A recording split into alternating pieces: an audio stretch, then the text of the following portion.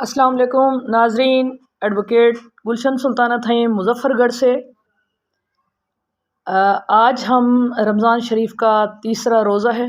اور ہمارا پروگرام اللہ کی باتیں، قرآن کی باتیں، دین کی باتیں میں سورۃ آل عمران کے بارے میں جو میں نے ابھی پڑھا ہے، ترجمہ اور تفسیر پڑھی ہے۔ تو سورۃ آل عمران جو ہے یہ آل عمران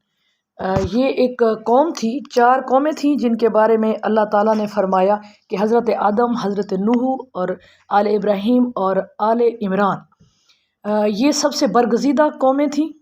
اور ان میں سے برگزیدہ نبی پیدا کیے گئے۔ آل عمران میں سے حضرت مریم علیہ السلام اور حضرت عیسیٰ علیہ السلام پیدا کیے گئے نا، یہ واقعہ اس میں بیان کیا گیا۔ اور یہ غزوہ احد کی ناکامی میں جب مسلمانوں کو شکست ہوئی تو اس کے بعد اس میں کافی آیتیں ہیں جو نازل ہوئیں۔ اس میں حضرت مریم علیہ السلام کی والدہ جب حضرت مریم ان کے پیٹ میں تھی تو یہ دعا کی کہ یا اللہ مجھے بیٹا عطا فرما اور میرا بیٹا دنیا میں تیرا فرما بردار ہو۔ جب بیٹی پیدا ہوئی تو وہ کافی دکھی ہو گئی، لیکن اللہ تعالیٰ نے کہا کہ میں رب ہوں، میں بہت کچھ کر سکتا ہوں، اور ان کی پرورش بہت اچھے طریقے سے کی گئی۔ بیت المقدس میں جب وہ جوان ہوئی تو وہاں چلی گئی۔ حضرت زکریا علیہ السلام ان کو اس ڈیوٹی پر مأمور کیا گیا کہ وہ ان کو کھانا وغیرہ دے جاتے تھے اور حسرت کرتے تھے کہ میری بھی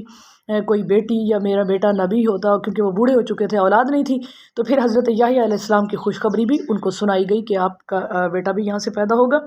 اور حضرت مریم علیہ السلام کو جب روح اللہ حضرت عیسیٰ علیہ السلام ان کے پیٹ میں بھیجے گئے تو انہوں نے کہا کہ یا اللہ میں نے تو کبھی اور ایک بات بتاؤں کہ حضرت مریم علیہ السلام اور حضرت بی بی فاطمہ الزہرا سلام اللہ علیہ یہ 2 خواتین ہیں اسلام میں جو بتول ہیں۔ بتول کا مطلب ہوتا ہے کہ جنہیں کبھی کسی نامرد نے نہیں چھویا اور دنیا کی ان ناپاکیوں سے آپ پاک ہیں۔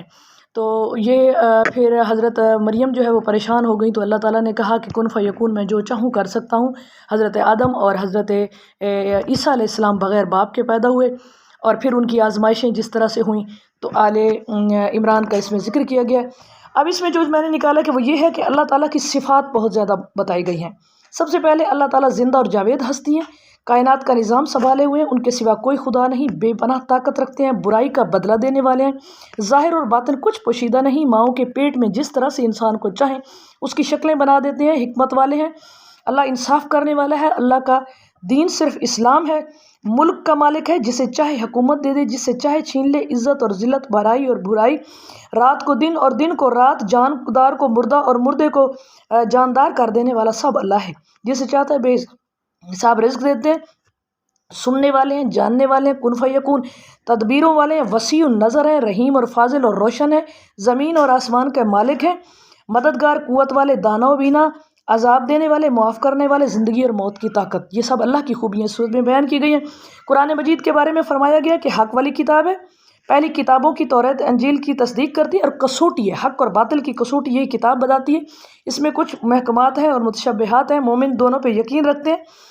اس کے بعد رسولوں کے بارے میں بنایا گیا ہے کہ نبی اپنی طرف سے کوئی دعویٰ نہیں کرتے اور غیب کا علم اللہ کا بتایا ہوا علم کو بتاتے ہیں، اللہ کے تابع ہیں، ان کا کام صرف پیغام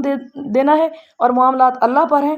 نیک لوگ ہیں، ان سے محبت کریں، اطاعت کریں، یہ سردار ہیں، بزرگ ہیں، کمال درجے کے ضابطے والے ہیں، صالحین ہیں، برگزیدہ ہیں، پاکیزہ ہیں، دنیا والوں پر ان کو ترجیح ہے اور ہدایت پر لانے والے ہیں، خود فیصلہ نہیں کرتے، خیانت نہیں کرتے اور یہ مشرف ہیں۔ اس کے بعد نیک لوگوں کے بارے میں بتایا گیا ہے، کافر لوگوں کے بارے میں بتایا گیا ہے کہ وہ کیا ہوں گے۔ کافر لوگ جو ہیں ان کو ان کا مال اور اولاد نہ بچا سکے گا، دوزخ کا ایندھن ہوں گے، جہنم ان کا ٹھکانہ ہوگا، فرعون کے ساتھی ہوں گے اور ان کا انجام بھی وہی ہوگا۔ اور غزوہ احد میں جن لوگوں نے یہ دھوکہ کیا تو ان کے بارے میں بتا دیا گیا، اور کافروں کی مرغوبات نفس بتائی گئی ہیں کہ وہ کیا چیزیں زیادہ چاہتے ہیں۔ عورتیں ان کی چاہت ہوں گی